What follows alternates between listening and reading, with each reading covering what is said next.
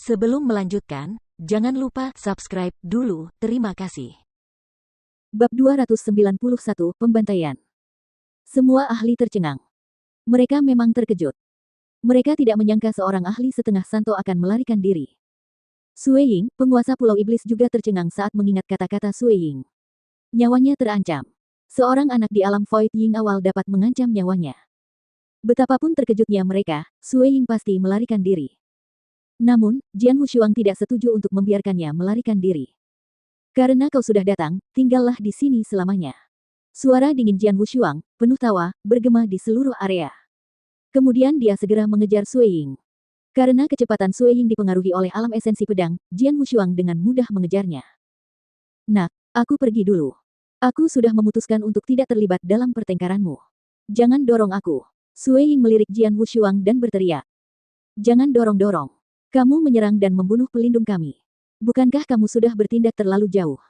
Jian Wushuang berkata dengan suara dingin, tetapi mencibir dalam hatinya, tidak mudah menghadapi lawan sepertimu. Aku tidak akan membiarkanmu pergi begitu saja. Pergilah ke neraka. Jian Wushuang bergegas menuju Sue Ying. Kau benar-benar ingin membunuhku. Sue Ying berteriak dengan ekspresi menakutkan. Aku akan mencoba dan melihat apakah aku mampu membunuhmu. Jian Wushuang menyeringai. Kemudian, hasrat membunuhnya yang membumbung tinggi menyebar.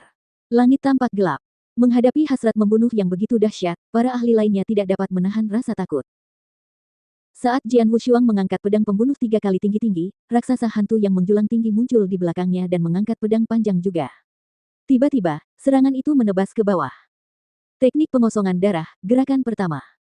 Ledakan. Serangan mematikan itu muncul di depan Sue Ying. Menghadapi kekuatannya, Sue Ying tidak bisa menahan rasa takut. Ini adalah asal pembantaian. Sue Ying terkejut. Jian Wushuang telah menggunakan World Origin saat bertarung dengannya. Meskipun itu membuatnya sempurna dalam segala aspek, itu membatasi kekuatannya sehingga serangannya tidak terlalu ofensif.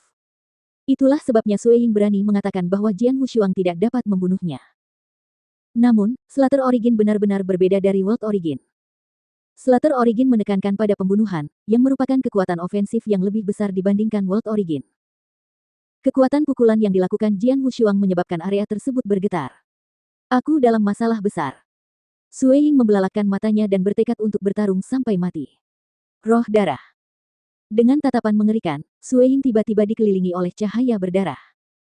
Garis-garis cahaya berkumpul di telapak tangannya, dan ujung jarinya, serta matanya, segera menjadi sangat merah.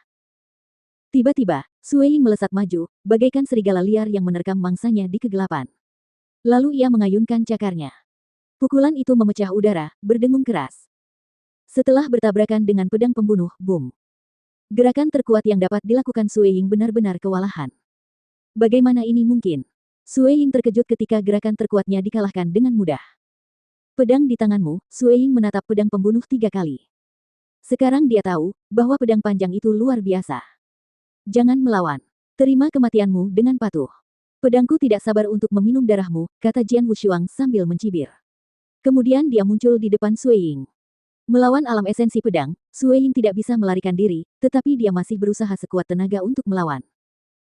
Setelah beberapa saat, terdengar gelombang serangan pedang yang menusuk tubuh seseorang. Kemudian aura Sue Ying mulai menghilang. Sue Ying mengeluarkan geraman, menggema di seluruh area. Penguasa Pulau Iblis, kau menjebakku.